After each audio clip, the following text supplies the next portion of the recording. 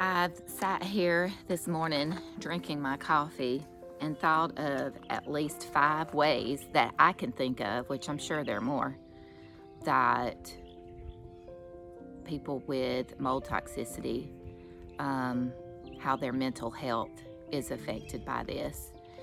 The first thing that we mainly think of is the psychological effects from finding out there's mold, or not knowing what it is and having to quit your job because you don't know what's going on, and then the financial situation with that, or having to get rid of everything in your house, or trying to figure out who is a good person to help to um, take care of the issue, family relationships, people thinking that you're crazy, not knowing what's going on with you, and you're like a hypochondriac, and everybody's looking at you like you're crazy. And then you have these, they can just tell you're like awkward, like with the anxiety, or, and then you know that they think that you're awkward and you feel awkward yourself. Um, yeah, the whole psychological impacts of that, and then getting to a place where you don't know where to turn, and you're frustrated with medical people who don't know what's going on with you, and the money that you've had to spend on trying to figure that out. That in and of itself is enough. But I've thought of at least 4 more ways that we are impacted and our mental health is impacted by this. You cannot separate the mind from the body, it is connected.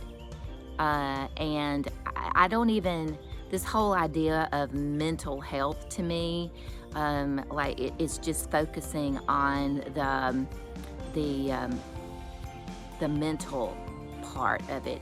It's not really understanding that there's such a connection between our physiological makeup and how our body responds to emotions, to trauma, which trauma can be a lot of different things. It doesn't have to be experiences, but anything that affects or causes issues with how our brain is dealing with things in a negative way.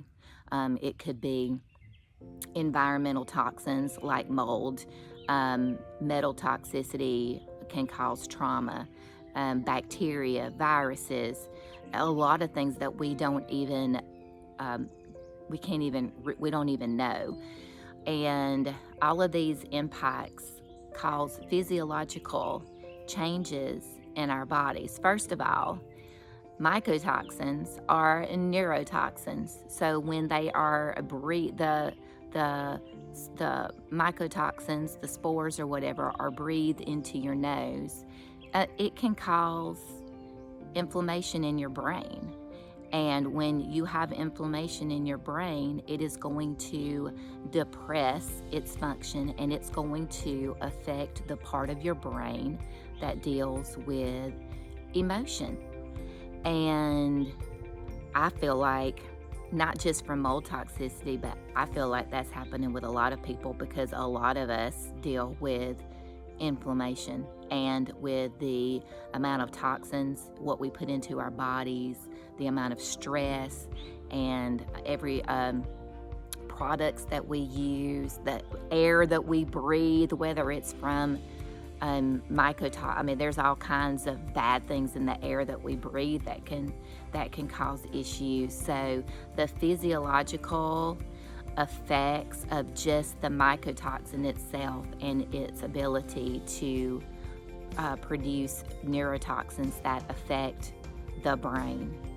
And then another one is when that begins to happen and you're experiencing more negative emotions, and you can't, because your brain is so depressed that you can't get to those higher frequency emotions like the love, joy, peace, happiness, gratitude.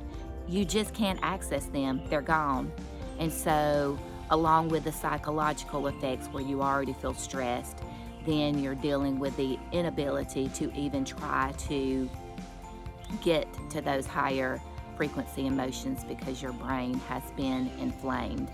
And so the feelings of the hopelessness and anxiety and depression start, causing those lower frequency emotions to start a chemical process of sending these chemicals, which are the adrenaline and the cortisol, just to start a loop of all of these chemicals into your body, which then inhibits your ability to heal and get out of that response.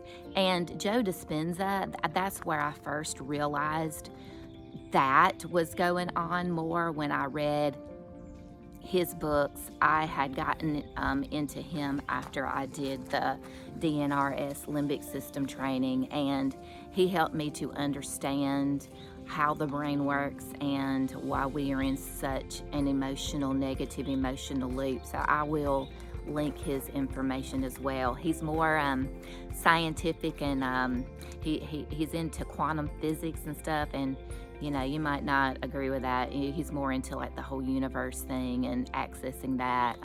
I'm all into it, but I understand that some people are not, so you just have to be mindful of that. But and how your emotions affect your whole chemistry, and when you're in that negative loop because of physiologically what the mycotoxins have done, it just physiologically causes your body into that negative state. The next thing, and I don't remember how many I've gotten to now, but the next one is we are very sensitive. We are sensitive to our environments, what we put into our bodies, and with reactions that we have to foods and supplements, it starts another chemical process.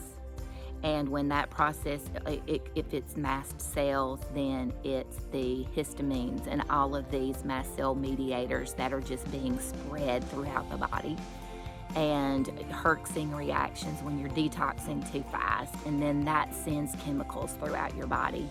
And I know with the mast cells, and that there are histamine mediators in your brain. And when you are in a reaction, whatever issues you have because of the mold toxicity in and of itself, they are just compounded because of the release of chemicals inside of your brain.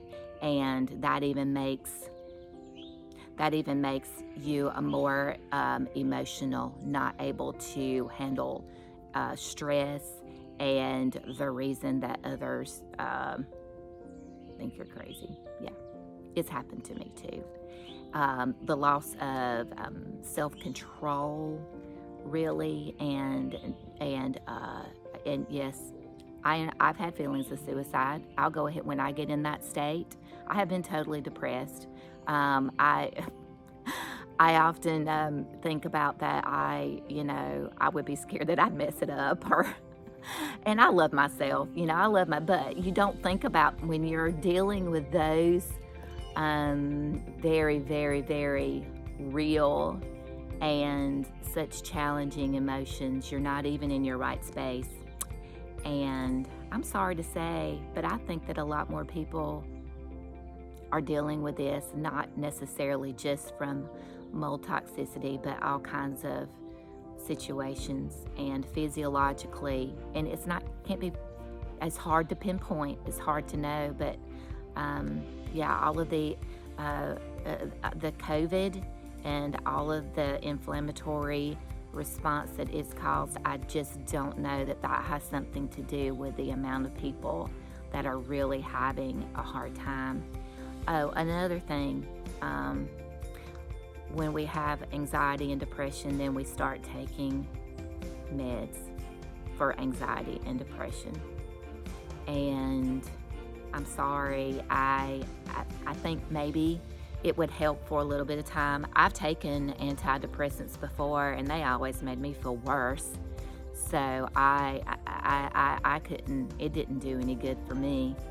But I'm afraid that it causes more harm than good, and I'm not sure that it doesn't cause your brain to even go into at least a dependency or a freak out mode, and then when you try, I'm not sure about how it affects that, but um, just be careful with your brain is being physiologically affected by a neurotoxin, and I, and there's research out there. I'll send that to what I've been, and that's why I'm so interested in indoor air quality, especially because we spend a lot of our times indoors, and there's nowhere for all of these um, neurotoxins that are in our air, not just mycotoxins, but all kinds of things that can cause issues. And there's nowhere for it to go. It's just stuck there, and we don't realize that. We don't pay attention to that, and you can't see it, and it starts out very subtle, and we aren't aware. I I tried to pay attention. I tried to be aware, and I still wasn't aware. So yeah, awareness is key, and just to know you are not crazy.